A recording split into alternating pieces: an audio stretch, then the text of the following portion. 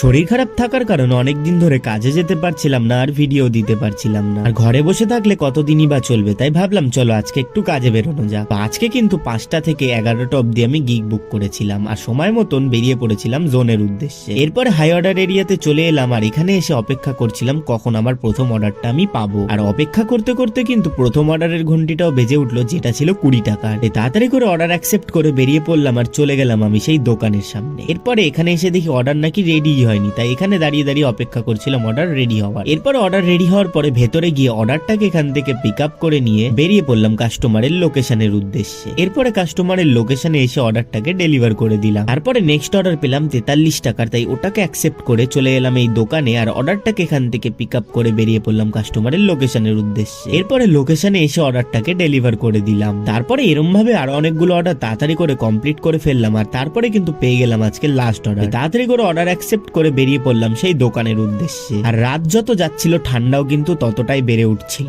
তো এরপরে কিন্তু অর্ডারটাকে এখান থেকে পিক আপ করে চলে গেলাম আমি কাস্টমারের লোকেশনের উদ্দেশ্যে। আর কাস্টমারের লোকেশনে এসে দেখি কি উপর থেকে কাস্টমার ব্যাগ ঝুলিয়ে দিয়েছিল, তাই আমিও তাড়াতাড়ি করে অর্ডারটাকে ওনার ব্যাগের মধ্যে ভরে দিয়ে বেরিয়ে পড়লাম বাড়ি যাওয়ার উদ্দেশ্যে।